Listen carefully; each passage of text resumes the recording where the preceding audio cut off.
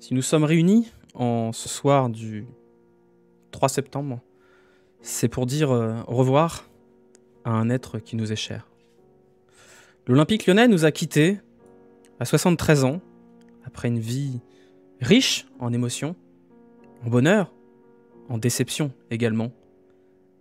L'Olympique Lyonnais nous a quittés à la suite d'une longue maladie, d'une longue souffrance, qui s'est achevée ce soir à Dessines-Charpieu. L'Olympique Lyonnais est mort entouré de ses amis, Fleury Dinalo, Serge Chiesa, Sonny Anderson, Juninho, Jean-Michel... Juninho. On se souviendra des grands bonheurs de l'Olympique Lyonnais, ce 3-1 contre Lens en 2002, cette victoire en Coupe de la Ligue face à Monaco avec ce but de Patrick Muller, cette demi-finale de Ligue des Champions en 2010, ces derbys enflammés, c'est son EBITDA record en 2013 et les ventes de Tanguy Ndombele pour 60 millions d'euros, pour Alexandre Lacazette, 60 millions d'euros. Et parfois quelques déceptions, effectivement. Mais voilà, l'OL a vieilli. L'OL s'est embourbé de déception entre déception. Cette défaite contre le CSKA Moscou en 2018, cette élimination contre l'Ajax en 2017, ces recrues, pas forcément chaloupées, Tino Kadewere, Karl Toko Ekambi, Ali Sissoko et d'autres encore. 7e place, 8e place, puis lanterne rouge. C'est dans un long déclin que l'Olympique Lyonnais a fini par nous quitter, nous, supporters. Malgré un changement de médecin, le professeur Aulas du Vinatier avait laissé place au docteur Textor du CHU de Houston, mais rien n'y a fait. L'Olympique Lyonnais s'est éteint aujourd'hui, en ce 3 septembre, assassiné par le Paris Saint-Germain, qui, magnanime, lui a permis de passer une deuxième mi-temps paisible. Nous lui disons donc adieu, avec tendresse et amour, mais avec regret. Le regret de ne pas avoir gagné la Ligue des Champions, de ne pas avoir revu de titre depuis 2012 et cette victoire en Coupe de France face à l'ogre Quevilly, mais également le regret de ne pas avoir remboursé l'intégralité du stade. Pardon, la Banque Postale. Au revoir l'OL, nous t'aimerons toujours et tu resteras à jamais dans notre cœur.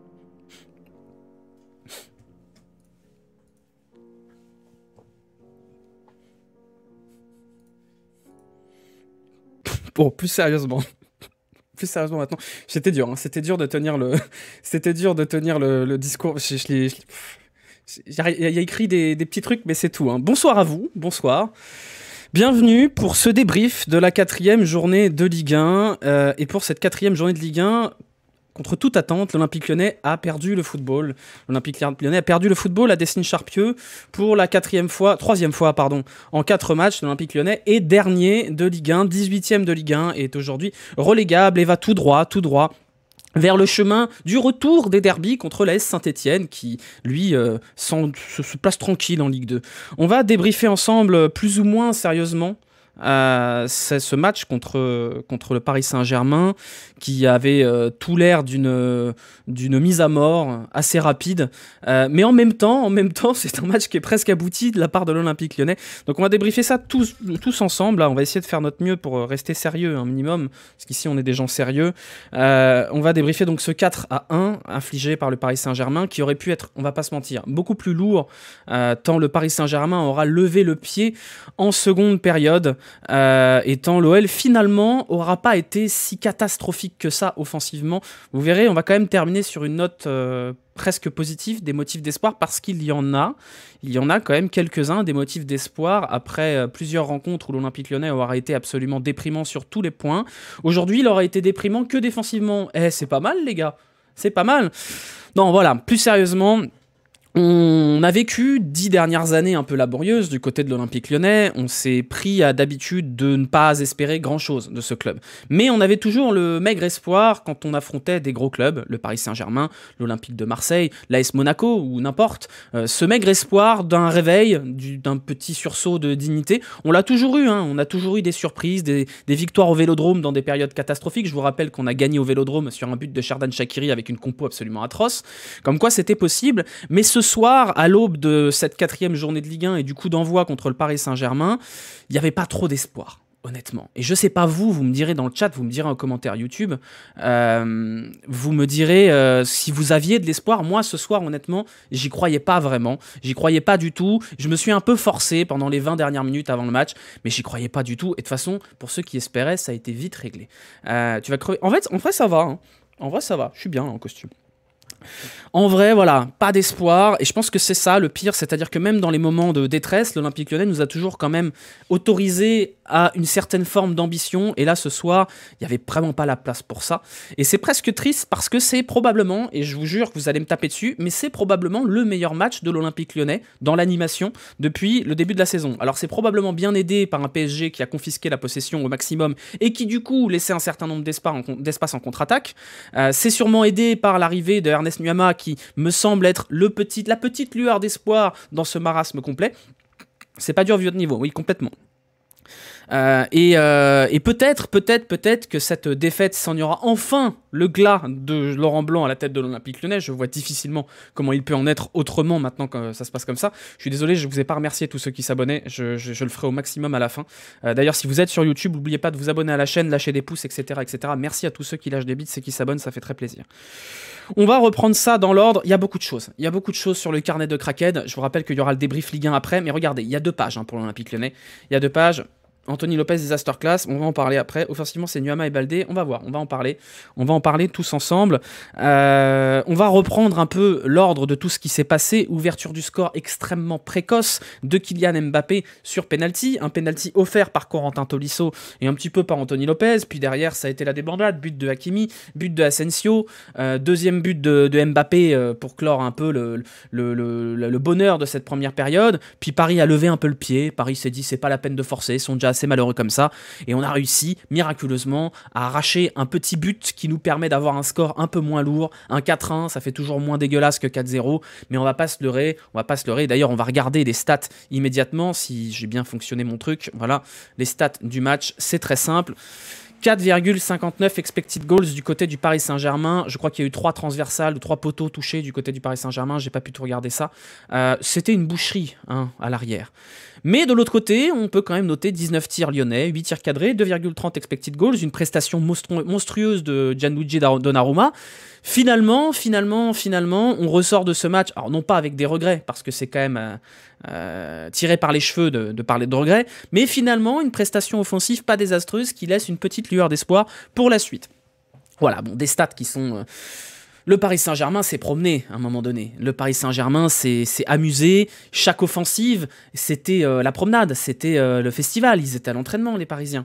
Et donc on a bien vu que là, le départ de Castello Luqueba, il fait très mal. Parce que Castello Luqueba, c'était quand même un gage de confiance, un gage de stabilité à l'arrière. On a bien vu que l'entente entre Diomandé et Douye Keletatsar, comment vous dire, qu'on est plus sur une livebox dans le fin fond de la Bourgogne que sur la 5G. Effectivement, à chaque appel, c'était la catastrophe. L'alignement défensif était désastreux. Ces joueurs-là ne travaillent pas. Ils ne travaillent pas défensivement à l'entraînement, ils ne travaillent visiblement pas offensivement, puisque c'était quand même un festival d'action individuelle plus qu'autre chose. On en revient toujours au même point. Que font les joueurs à l'entraînement? Qu'est-ce qui se passe? Qu'est-ce que Laurent Blanc travaille à l'entraînement? Et moi, je ne suis pas une petite souris sur le terrain du Groupama Training Center, mais je peux vous le dire, vraiment pas grand-chose. Vous avez vu passer la stat, je pense, en début de match, cette stat qui montrait le classement sur les 3 dernières journées de l'équipe qui court le moins en Ligue 1, c'est bien évidemment l'Olympique Lyonnais. Merci MK pour l'abonnement. 18e sur les 3 premières journées en termes de distance parcourue. C'est peut-être pas le cas sur ce match-là, puisque l'Olympique Lyonnais a bien couru après la balle, puisqu'il y a eu 69% de possession pour le Paris Saint-Germain. Toujours est-il qu'on voit toujours encore un manque de travail. Et je suis désolé, vous allez dire, putain, mais Charlie, t'es en boucle là-dessus. Il y a un truc pour moi qui est extrêmement révélateur du fait que ça ne travaille pas, ou en tout cas ça ne travaille pas correctement à l'Olympique Lyonnais. Et on en a déjà parlé, je sais que dans le chat vous allez pré-shot. Ce sont les coups de pied arrêtés offensifs de l'Olympique Lyonnais. C'est devenu un running gag. À chaque corner pour l'Olympique Lyonnais, il faut s'attendre à une occasion pour l'adversaire. Et je suis désolé, je ne suis pas diplômé du brevet d'entraîneur de foot, j'ai pas mon diplôme UFAA, diplôme pro ou quoi que ce soit. Tout le monde est capable de voir que les coups de pied arrêtés à l'Olympique Lyonnais, c'est un drame absolu, c'est ridicule, c'est une catastrophe. Et pourtant, les journées passent et on continue de voir une Zumba pas possible à chaque coup de pied arrêté. Il y a eu une action qui termine sur la transversale, c'est un miracle si le PSG n'en met pas plusieurs sur les coups de pied arrêtés offensifs lyonnais, mais ça c'est bien la preuve qu'on voit des choses. La question a été posée à Laurent Blanc en conférence de presse après Montpellier, et Laurent Blanc il a fait « Oui, bien sûr, on va travailler ça à l'entraînement, c'est facile, il suffit de voir la vidéo. » Eh bah travaille mon pote, travaille. Voilà, j'ai du mal quand même à comprendre comment ça c'est possible. On est sur des bases, Encore une fois, moi je suis pas entraîneur pro, mais j'ai des potes qui sont entraîneurs pro. Je salue ceux qui le sont et qui vous diront que quand ils entraînent des gamins, des U12, des U13, des U14, tout ce que vous voulez, on leur apprend à se placer sur un coup de pied arrêté offensif pour pas prendre une contre-attaque. C'est la base. C'est la base absolue. Pourquoi c'est pas possible à l'Olympique Lyonnais de dire bah toi et toi et toi vous restez derrière pour couvrir?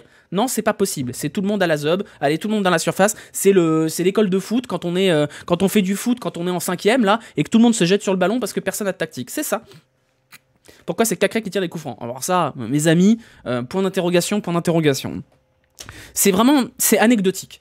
C'est anecdotique l'histoire des coups de pied arrêtés, mais je pense que c'est hyper révélateur de à quel point ça ne bosse pas et à quel point Laurent Blanc, visiblement, ça l'intéresse pas trop d'être entraîneur de l'Olympique Lyonnais. Moi, j'aimerais bien que quand il va se faire virer, et j'espère que ce sera très bientôt, et si jamais ça se produit, n'hésitez pas à me taguer sur Twitter parce que là, je peux pas avoir les yeux partout.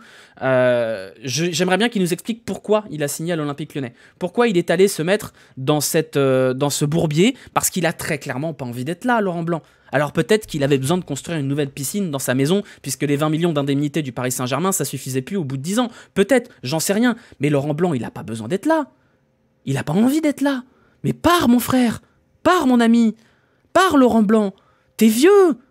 T'es finito pour le football. C'est pas grave, va te reposer. Occupe-toi de tes enfants. Va te chiller dans ta maison, là, ou n'importe où, dans les Cévennes, à Uzès ou à Pont-du-Gard, là. Va profiter de la vie. T'es malheureux, Laurent. Ça se voit que t'es malheureux. Le golf de Chassieux, il est pas assez bien pour toi. Viens t'installer à 50 ans en Yvelines, t'auras le golf national d'Elancourt, tu seras bien. Pars. Dégage. Si t'es pas content, pars. Et John Textor, licencie-le. Un peu de dignité, bordel de merde. C'est infernal. Va golfer. Voilà, prends ton driver, là, voilà, il est là. Regardez, Laurent Blanc, c'est pas compliqué. On prend un petit driver. Oui, tout à fait, je suis en short avec mon costard. Prends le petit driver et on va s'éclater. C'est tout. Je vous avoue que là, je suis perplexe par rapport à qu'est-ce qui justifie encore... Pardon. Je sais pas ce qui justifie le fait d'avoir encore Laurent Blanc entraîneur de ce club. Déjà, c'était une erreur de le maintenir à l'intersaison. Mais je peux comprendre la logique. Je peux comprendre la logique de le maintenir à l'intersaison pour garder un héritage de Jean-Michel Aulas et ne pas prendre le risque de faire une décision de merde à vouloir virer Laurent Blanc pour prendre un coach encore plus éclaté et dire « Ah bah oui, mais si on avait gardé Laurent Blanc, ça aurait été mieux. » La chemise froissée en bout au fond de l'armoire, exactement, complètement. Donc là, on arrive au bout quand même. On arrive au bout de cette histoire avec Laurent Blanc et il est l'heure, c'est la trêve internationale, on va pas avoir d'Olympique Lyonnais pendant 2 semaines, c'est l'heure de faire un peu le ménage, c'est l'heure de reconstruire, c'est l'heure d'essayer de poser des nouvelles bases pendant ces 2 semaines qui s'offrent à nous pour essayer de construire sur ces choses potentiellement positives. Voilà, j'ai vu un tweet passer, je sais plus qui c'est qui disait ça, qui disait que si t'es pas capable de produire des choses offensivement avec Mama Baldé, avec Ernest Nuama, avec Ryan Cherki, Alexandre Lacazette, bah faut changer de métier. Faut changer de métier. On est 4000, oui effectivement on est 4000, merci beaucoup tous ceux qui sont là. Qu'est-ce que j'ai noté? On va reprendre dans l'ordre. Déjà, on va prendre des choses dans l'ordre. Le premier but, le penalty. Le penalty les gars. Corentin Tolisso. Alors on va prendre les dossiers là, et on va ouvrir le dossier grand là. Monsieur Tolisso, capitaine, contrat jusqu'en 2027, salaire monstrueux, revient triomphal, mais qu'est-ce que c'est que ça? Qu'est-ce que c'est que ce match? Mais c'est dramatique. C'est lui qui demande le ballon. Parce que déjà, d'avoir l'idée, et ça c'est de la préparation tactique mes amis. Ça c'est, à mon avis, c'est de la préparation tactique. C'est qu'on a demandé à ces joueurs-là de relancer court. Sinon ils relancent pas court. Et relancer court contre le Paris Saint-Germain, il faut être un peu con quand même. Faut être un petit peu con face à une équipe qui presse comme des zinzins, et quand on a un Rottweiler comme Manuel Ugarte en face, faut quand même être un peu con. C'est Corentin Tolisso qui décroche du marquage de Ugarte, puis finalement pas trop que ça, pour demander la balle et faire son contrôle de merde. Est-ce que Lopez doit lui donner? Bah peut-être pas, mais c'est Corentin Tolisso qui réclame la balle pour faire n'importe quoi derrière. À partir de là, qu'est-ce que vous voulez faire? Qu'est-ce que vous voulez faire? Ensuite, je vous invite, si vous avez envie de mourir, je vous invite à revoir le match et à regarder la première mi-temps avec un focus sur Corentin Tolisso et sur ce qu'il fait sur les actions parisiennes. Vous allez voir son implication défensive. Voilà, bon, on avait déjà ouvert le dossier la semaine dernière. Ça devient très très problématique. Et c'est vraiment problématique parce que Corentin Tolisso, il lui reste encore 3 ans de contrat avec un très très gros salaire. Qu'est-ce qu'on va faire de Corentin Tolisso? Qu'est-ce qu'on va faire de Corentin Tolisso? Qu'est-ce qui va se passer? Moi, j'ai beaucoup de peine parce que j'adore Corentin Tolisso, ça a été un de mes joueurs préférés. Mais là c'est très très dur, là, quand même. C'est très très dur. C'est vraiment très très dur. Faut l'envoyer en Arabie Saoudite. Mais je sais même pas s'ils en veulent. Ensuite, on n'a pas parlé de la compo. Après, honnêtement, la compo, elle est anecdotique. Maitland-Niles, on a la confirmation que, en fait, il est pas mal en latéral. Donc, mettons-le latéral. Peut-être que finalement, passer à 5, c'est pas si con, avec la sérénité défensive qu'on a. Mais Maitland-Niles au milieu, bon, point d'interrogation. Hein. Tino Kadewere, bah en vrai, il fait ce qu'il peut, mon petit Tino. Hein. Franchement, Tino Kadewere, bah beaucoup de tendresse pour lui. Il fait de son mieux. Mais son mieux, c'est pas assez. Mais il fait de son mieux, Tino. Voilà, il croque des occasions, mais au moins il fait des petits efforts et compagnie. C'est pas un joueur du niveau de haut de tableau en Ligue 1, même pas milieu de tableau, je pense. Il fait ce qu'il peut, Tino. C'est pas suffisant, mais il fait ce qu'il peut. Donc probablement que Mama Baldé va vite prendre sa place, mais on sait très bien que c'est pas suffisant, Tino Kadewere. Et je comprends pas ce qu'il fout encore là. Parce que visiblement, il avait des touches à l'étranger, il avait des touches au Havre. Qu'est-ce que tu fous encore là, Tino? Pourquoi tu t'es pas barré? Pourquoi tu restes là? Faut partir, monsieur. Ça suffit, on n'en peut plus. Moi, j'ai rien contre lui, Tino Kadewere. Je lui souhaite vraiment une prochaine carrière, une fin de carrière cool, mais pas à Lyon. Pas à Lyon. Qu'est-ce que j'ai noté? Quand même, on parlera d'Ernest Nuama après, parce qu'Ernest Nuama, bon, voilà, on va mettre un peu de sourire là, on va mettre un peu de lumière. Bon, c'est du bon poulet quand même, hein. Ernest Nuama, il y a quelque chose. Alors moi, par contre, je voulais qu'on en parle. J'ai été un peu scandalisé de l'attitude de Cherki avec Ernest Nuama. Il l'a pourri comme si Ernest Nuama n'avait pas le droit de dribbler. Comme si le seul habilité à dribbler dans cette équipe, c'était Ryan Cherki. J'adore Ryan Cherki. Et je trouve qu'il fait... D'ailleurs, il a fait des super efforts. Là, il était dans un rôle presque à la Fekir, à l'époque où Fekir était tout seul à jouer à l'Olympique Lyonnais, à descendre très bas, à orienter le jeu. J'adore ce Fekir. J'adore ce Cherki-là. J'adore ce Cherki qui décroche, qui oriente, qui prend son rôle de leader. Et d'ailleurs, c'est un scandale que ce soit un gamin de 20 ans qui doive assumer ce rôle de leader. Par contre, j'ai pas aimé son attitude avec Ernest Nuama. Ernest Nuama, il vient d'arriver, il doit faire ses preuves à l'Olympique Lyonnais. C'est un crack. Et j'ai eu l'impression, parfois un peu, ça l'emmerdait Ryan Cherki de plus être le seul crack de cette équipe. Donc j'espère que cette attitude-là, il la reproduira pas, parce que c'est pas bon. On a déjà un mec qui râle H24 sur le terrain, c'est Alexandre Lacazette. Il n'en faut pas un deuxième non plus, il faut qu'il se calme un petit peu. Donc voilà, Ryan Cherki, encore une fois, merci pour le travail, merci pour l'implication, parce que c'est le seul qui est à la hauteur en termes d'état d'esprit et d'implication, même si sa deuxième mi-temps, bon, un peu moins ouf. Mais sur l'attitude avec Nuama, voilà, pas... c'est des petites alertes quand même. C'est des petites alertes, parce que Nuama, il arrive, il a la pêche, là. Faudrait pas non plus qu'il redevienne dépressif comme tous les autres, vous voyez ce que je veux dire. Donc voilà, après effectivement Ryan Cherki a fait un bon match, hein, dans l'absolu. Ernest Nuama moi j'ai trouvé que c'était intéressant. Alors bien sûr qu'il va falloir qu'il se mette en route, mais c'est quand même, il y a quand même la principale truc à tirer de ce bordel, c'est que Nuama, Cherki, Baldé, c'est quand même pas dégueulasse. C'est quand même pas dégueulasse. Tu penses quoi du tweet de Las? Je peux pas avoir les yeux partout, les gars. Faut que vous me taguez dessus sur Twitter, s'il vous plaît. Qu'est-ce que j'ai noté? J'ai quand même noté que Paris me semblait hyper tranquillou. Hein. J'ai eu l'impression que le Paris Saint-Germain était vraiment sur un tout petit rythme, qu'ils n'avaient pas trop envie de forcer, et que même sans forcer, c'était déjà largement au-dessus en termes de facilité. J'ai vraiment eu le sentiment qu'il y avait très très peu d'intensité dans la capacité du PSG à appuyer sur l'accélérateur. Ils avaient juste à appuyer un petit moment, 5 minutes, et c'est bon, ça passait. Donc, encore une fois, oui, on va pouvoir se consoler en se disant que l'OL n'a pas fait un si mauvais match que ça dans l'animation et offensivement. Mais le PSG, je pense que s'ils veulent en passer 8, ils en passent 8. Ils en passent 8. Et ça c'est gênant. La défense. Encore une fois, vous m'avez dit, oui, Castello Luqueba, on peut pas le retenir. S'il a envie de partir, faut qu'il parte, tant pis. Et on l'a remplacé par Douye Kaleta-Tsar. Douye Kaleta-Tsar qui coûte quasiment rien à l'Olympique Lyonnais. Hein. Mais il apporte pas grand-chose. Donc moi, je l'inter pas encore, hein, Douye Kaleta-Tsar. Mais il va falloir qu'il step up un petit peu quand même. Et je vous jure, je suis désolé, je fais un aparté. Vous êtes hyper relou. À pas regarder les putains de hâtes sur Twitter. Vous vous faites tous avoir par des fakes. Vous avez quel âge? Arrêtez quand vous vous faites avoir par des fakes de Cantigno et compagnie. C'est rigolo, mais putain, arrêtez de me faire chier avec ça. C'est insupportable. À voir avec Lovren. Mais ouais, mais le problème, c'est que même si c'est Lovren qui a l'état de Sarr, c'est lent. C'est des charrettes. Dès qu'il va y avoir un attaquant qui court vite, ça va être l'enfer. Ça va être absolument l'enfer. Donc cette charnière centrale, elle est pas au point. Donc je sais pas quelle est la solution. Je sais pas si c'est le mercato d'hiver. Je sais pas s'il faut mettre Jack O'Brien avec une nitro au cul, j'en sais rien. Mais cette défense, c'est pas possible. Alors peut-être que ce sera possible avec un coach qui sait travailler. Mais là, dans l'état actuel des choses, c'est insupportable. Il faut un 6. Ben oui, il faut un 6, bien sûr. Bien sûr qu'il fallait un 6. On nous avait promis un gros 6. On nous avait promis Guido Rodriguez. On s'est retrouvé avec Paul Aquacoubel. C'est insupportable. Elle est insupportable, cette équipe. On pourra faire un bilan si vous voulez. Mais John Textor, il s'est bien foutu de notre gueule quand même. Oh non, zut, je peux pas recruter avec la DNCG parce qu'il y a des restrictions. Oh zut, j'ai fait 110 millions de ventes. Mais regardez, je vous ai acheté un doudou à 25 millions avec une banque au Brésil par l'intermédiaire de Molenbeek. Wouh, super. Je crois que le capot avait envie de tuer les joueurs. Alors j'ai pas vu le discours, j'ai vu ce qui a été rapporté, on en parlera après si vous le voulez bien. Voilà, bon, moi je vous avoue que j'arrive au stade où, et je sais pas où vous en êtes vous dans votre étape du deuil, moi j'arrive au stade où ça me fait rire. Et je sais qu'il y en a qui trouvent ça pas cool, il y a des mecs qui me disent ouais tu fais ton beurre sur le downfall de l'OL et compagnie.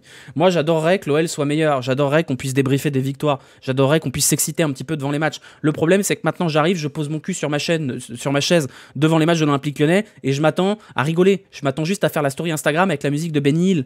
Donc c'est insupportable en vrai. Moi aussi hein, je voudrais bien pas faire 4000 viewers, en faire 3 fois moins et qu'on gagne. Mais c'est à un moment donné, si vous arrivez pas à en rire, j'ai de la peine pour vous. Si ça vous touche encore, si vous êtes encore malheureux le lundi matin parce que l'Olympique Lyonnais est nul, j'ai de la peine pour vous. Moi, ça me fait rire maintenant. Moi, ça me fait rire parce que ce club, il est ridicule. Il est mort complet ce club. Il est mort, la seule capacité qu'il a encore ce club, c'est nous faire rire. Regardez les petites bastons avec Jean-Michel Aulas qui nous dit « Oh, concentrons-nous sur le sportif !» Et puis 2 jours après, il est chez Téléfoot pour expliquer sa version de l'histoire. Non mais c'est rigolo, John Textor qui nous explique que tout va bien, c'est génial, on va pas vendre des gros joueurs, puis qui vend tous les gros joueurs. Et puis après qui nous dit rappelez-vous, vous étiez là sur le live, le communiqué de presse John Textor. Non, c'est légal, parce que j'ai donné à Molenbeek, et puis Molenbeek, ils peuvent en profiter. Ça n'a rien à voir avec un double transfert. Ce n'est pas du tout un transfert relève, vous avez vu. Donc à un moment donné, il faut quand même réussir à prendre un peu de recul et en rire, parce que sinon on va pas y arriver les gars. On va vraiment pas y arriver, il faut rigoler de tout ça. Il faut se marrer. Quand vous voyez le penalty au bout de 2 minutes, vous pouvez pas faire autre chose que vous marrer. Vous pouvez plus être en colère, c'est pas possible. Même les bad guns, ça les faisait marrer. Quand on a marqué, ils étaient en train de faire la fiesta comme si on menait 5-0. Il faut en rire à un moment donné.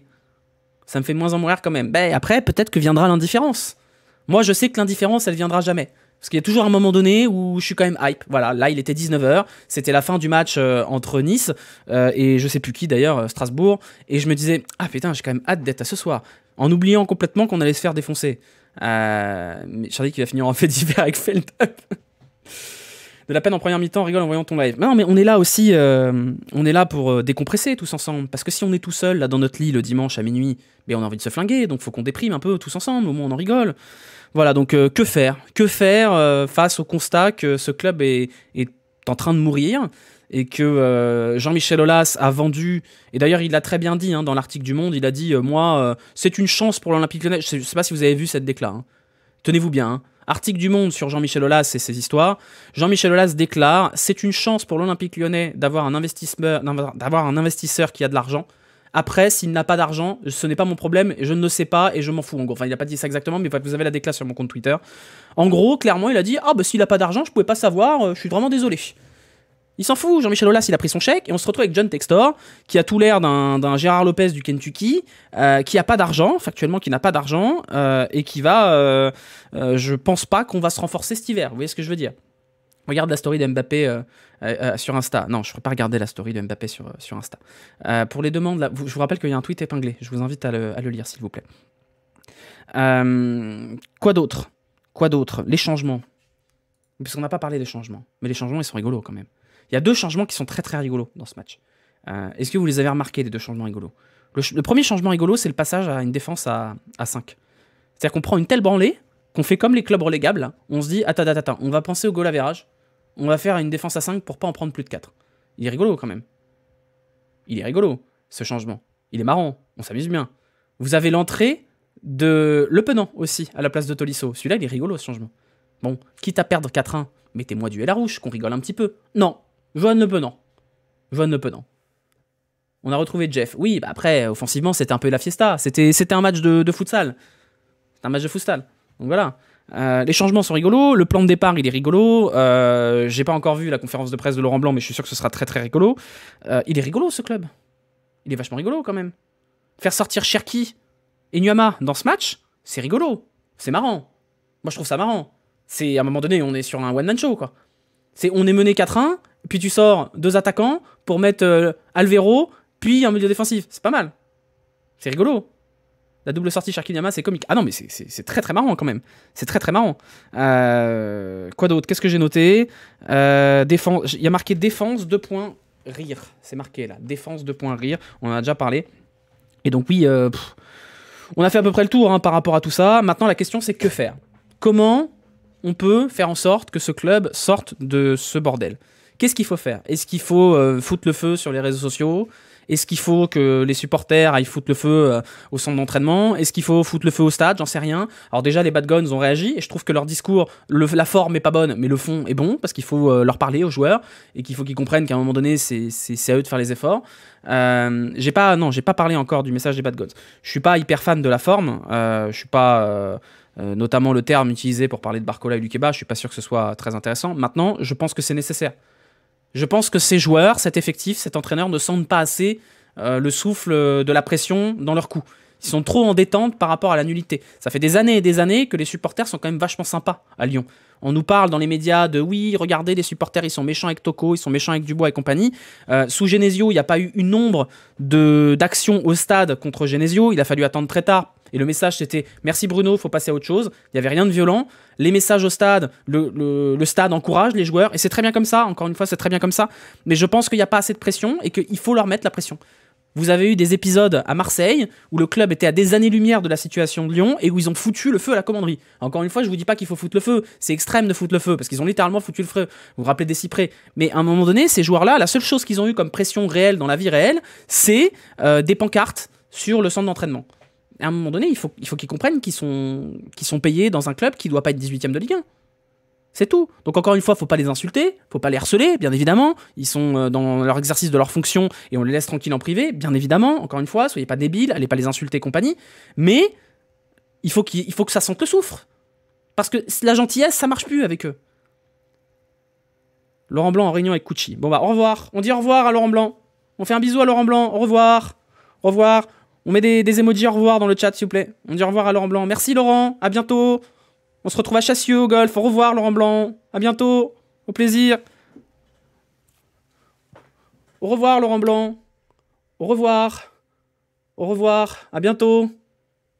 Bon, alors on célèbre pas trop parce que ça peut être Bruno Lage derrière. Hein.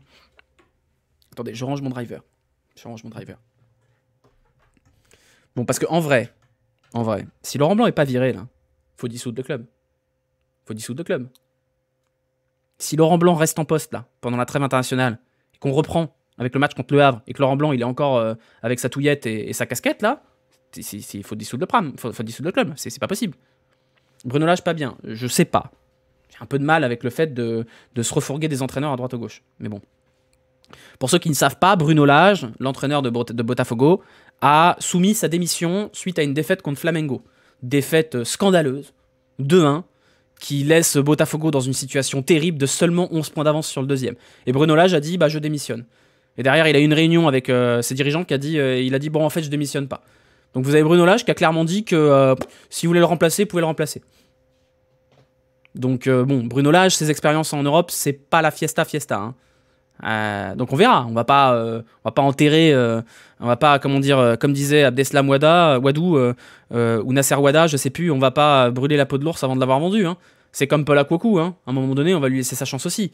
Mais à choisir, je pense qu'il y a des meilleurs entraîneurs sur le marché. Alors après, avec Bruno Lage, ça se trouve, ça se passera super bien. Et c'est tout le mal que je souhaite à l'Olympique Lyonnais. Cassapa à Botafogo aussi, Passi à Molenbeek.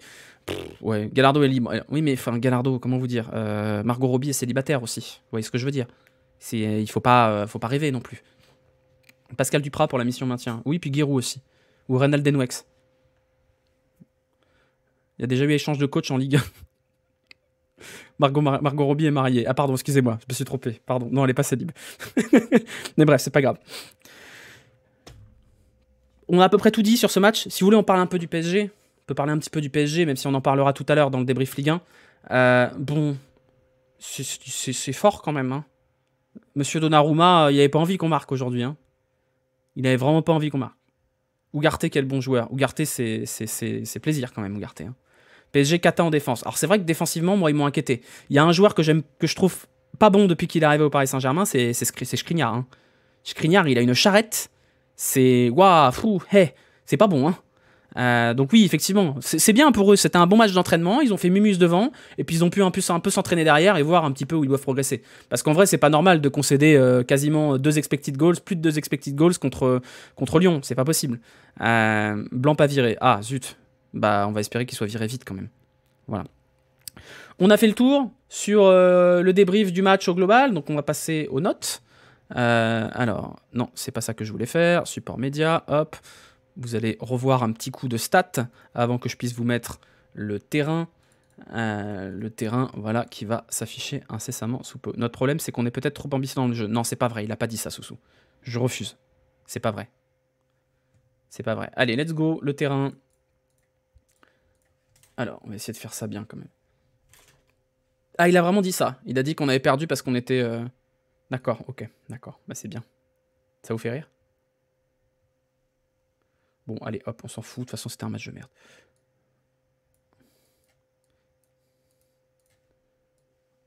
Hop là. Alors, nous avions aujourd'hui sur ce magnifique terrain qui n'est pas du tout de travers au cage, nous avions Anthony Lopez, nous avions Douye Kaletatsar, Diomandé.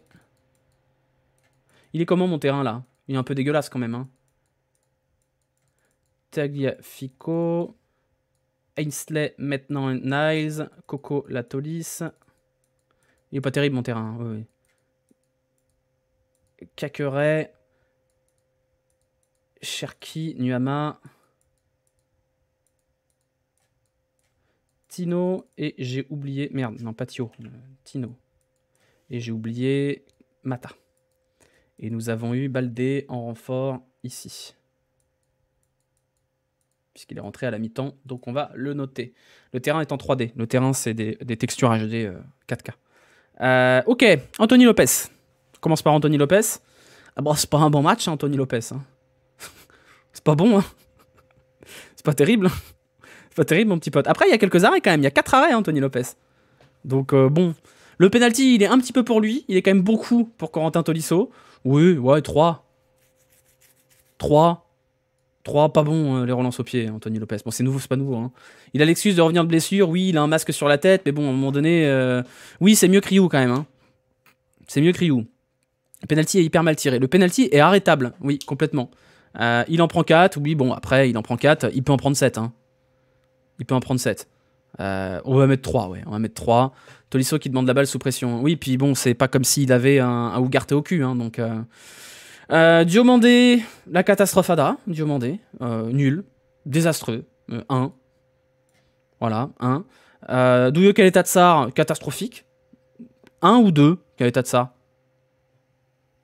1 ou 2. 2, allez, 2, Douye Kaletatsar. 2. Clinton Mata, bon, il s'est fait bouffer toute la soirée. Par contre, pas mal les centres de Clinton Mata. On va mettre quoi, 3 pour Clinton Mata. Allez, 3. Tagliafico, allez, attention, penalty obtenu pour Tagliafico, extraordinaire, exceptionnel. Grande des Jugador. Bon, par contre, derrière, c'était catastrophique. Hein. Mais bon, combien Tagliafico? Un 4? Un 4 bien tassé? Un 2, un 3, un 4? Un 3,5? Allez, 3,5. 3,5 Tagliafico, parce que défensivement, il était quand même à la rue. Corentin Tolisso, bah 1. Je vois difficilement comment il peut en être autrement. Laurent Blanc, il est sous shit en direct. Catastrophique, tu forces. Non, je force pas. Maitland Niles, c'était pas mal quand il était ici. C'était pas terrible en milieu de terrain. Donc, ouais, c'est plutôt point d'interrogation sur 10, Maitland Niles. Combien, Maitland Niles? 3? 4? 3,5? C'est vrai qu'on l'a pas beaucoup vu. Hein. Mata, il couvre Mbappé sur le 4ème. Oui, c'est vrai que Mata, on peut mettre 2,5 en fait. Mata, il a pas fait un bon match non plus. Allez, 2,5. Voilà. Maitland Niles, 3. Allez, 3. Cacré. Alors, je vous avoue que je sais pas comment on doit noter Cacré. Je sais pas. 3. 2. 3. 0. Eh, abusez pas. Hein. Laurent dit que des amicaux sont prévus. Mais ça fait pas des... On joue pas des amicaux, là? La saison, elle a commencé? Ah bon? 3. Transparent, ouais. 3. 2. 2. Allez, ouais, 2. Nuama. Bah, Nuama, il manque le geste un peu décisif. Mais c'est pas mal quand même, Nuama. C'est pas mal. Alors on peut pas mettre la moyenne parce que c'était quand même un peu laborieux. Donc on va mettre 5 parce qu'on est gentil. Mais rassurant, on va dire, rassurant. Cherki, pour le coup, c'est peut-être le seul offensif qui fait vraiment un bon match. J'ai pas trop aimé la seconde période de Cherki. Je pense qu'on va mettre 5 aussi. Mais j'ai aimé son activité. Je l'ai trouvé impliqué, Cherki. Je l'ai trouvé impliqué. Alors, 5, c'est la moyenne. Bah, on peut pas mettre la moyenne, mais 5. Alors, on met 5, quand même. Tino, Tino, moi, il me fait de la peine, Tino. Tino est gentil, mais il me fait de la peine, vraiment. On va mettre 2. Et Baldé, j'ai trouvé son match pas scandaleux. Je saurais 4. 4, 5, 4,5. 4,5, allez, 4. 4,5, hein, être gentil, 4,5. Blanc. Combien on met à Blanc? Bah 0, voilà, c'est bien. 0, ça me semble cohérent. Voilà, non, on va pas mettre 0, on va mettre moins 1.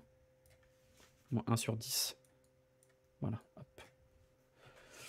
Voilà pour les notes, on va passer au Jurigno. Maintenant, si vous le voulez bien, le Jurigno, je vous rappelle que vous pouvez vous également voter pour le Jurigno. Je vous le mets dans le chat, comme ça vous pouvez voter là-dessus. Je vous le bourrine, comme ça vous le voyez bien dans le chat. On va actualiser. Je vous rappelle le concept, parce que vous êtes très nombreux ce soir. Vous notez les 5 joueurs lyonnais qui ont le plus marqué la rencontre positivement ou négativement. Voilà,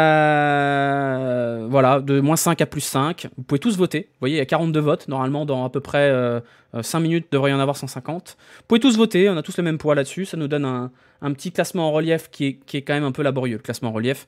Barcola plus 3. Bon, pourquoi il démissionne pas? Vraie question. Parce que Laurent Blanc adore l'argent. Donc jamais il démissionnera. La note de l'arbitre. On s'en fout de la note de l'arbitre en vrai. Mais bon match de l'arbitre. Je pense qu'on peut mettre un 7, voire un 8. C'est un très bon match de l'arbitre. Bah écoutez, on va déjà commencer par Tolisso et Diomandé, parce que ça me semble être les maillons faibles de cette rencontre. On va mettre moins 5. On va quand même mettre Nuama un petit plus 2. Qui c'est qui s'est fait saquer là? Baldé.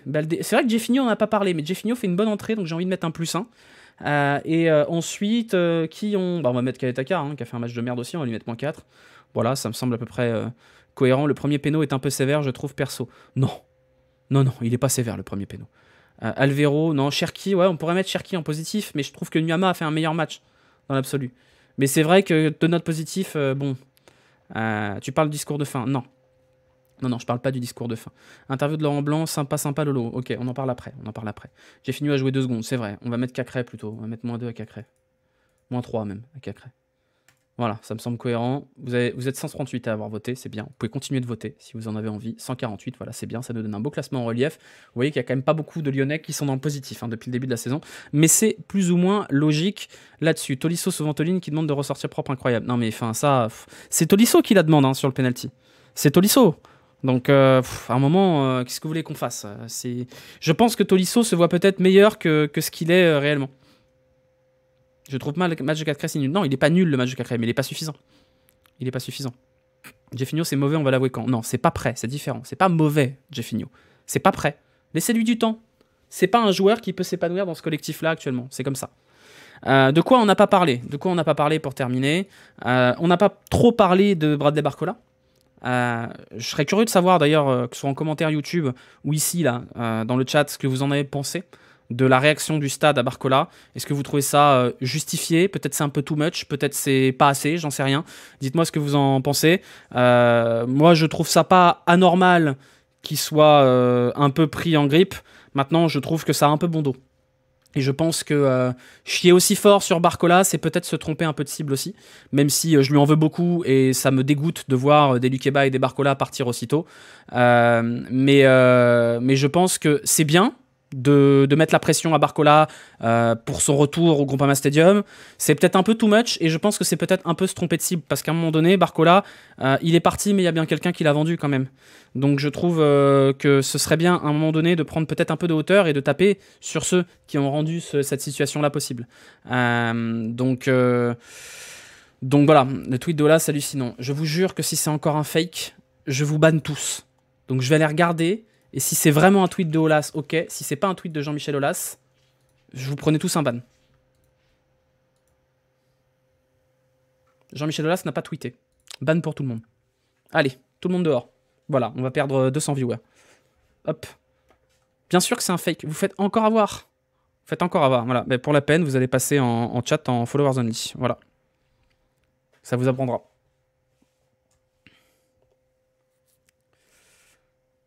Bref, de quoi on n'a pas parlé? Du discours du capot, on en a parlé vite fait.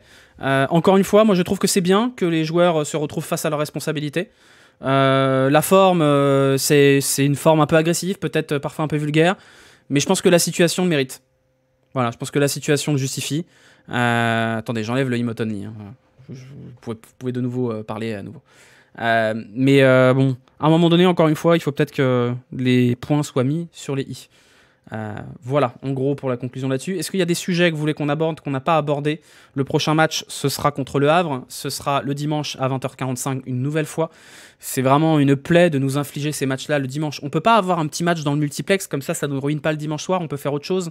C'est un peu compliqué quand même, hein. Un peu relou. Avec tout costume de dictateur. S'il y a vraiment un tweet de Olas maintenant... Oh non, encore un dimanche. Ouais, encore un dimanche, ouais. Encore un dimanche. Après, c'est logique, on joue pas la Ligue des Champions, on joue pas l'Europa League, donc on est voué à jouer le dimanche à la place des équipes qui vont jouer en semaine. Donc c'est logique. Pourquoi le dimanche soir? Bah ça, je sais pas. Peut-être que Amazon Prime, comme vous, aime l'odeur du sang et que voir l'OL se faire déglinguer en Mondovision, ça fait de l'audience, je ne sais pas. Donc voilà. Merci Evan Store pour l'abonnement. On a terminé avec ce débrief. Ne quittez pas, on va faire le débrief Ligue 1 juste après, juste le temps de faire une petite pause, histoire d'enlever le costard et de mettre un t-shirt. Et puis bah écoutez, on a encore pété les scores. J'ose espérer qu'un jour on arrêtera de péter les scores pour gagner un petit peu au foot, parce que ça devient un peu lassant. Mais merci à vous d'avoir été là. Merci à ceux qui prennent le temps d'aller mettre des petits pouces, des petits commentaires, de s'abonner à la chaîne, de mettre la cloche, etc. etc. C'est très précieux. Je vais vous remettre le lien du YouTube dans le chat, comme ça vous allez pouvoir faire un petit tour là-bas. D'ailleurs, je vous annonce qu'on a fêté les 400 subs en créant une chaîne dédiée aux clips et aux VOD que vous trouverez dans l'onglet chaîne partenaire de la chaîne YouTube. Voilà, on se retrouve dans une dizaine de minutes pour le débrief Ligue 1 dans son intégralité, les 9 matchs passés au crible, tous ensemble, juste le temps de faire une petite pause. Voilà, prenez soin de vous, ne partez pas, restez là. J'ai juste m'hydrater vite fait et enlever le costard, et on se retrouve tout de suite. Voilà, merci à ceux qui étaient sur YouTube, et puis prochain débrief, ce sera le match contre le Havre, dimanche 16, dimanche 17, à 20h45, donc débrief à 23h, et débrief Ligue 1 à minuit, comme d'habitude. À tout à l'heure.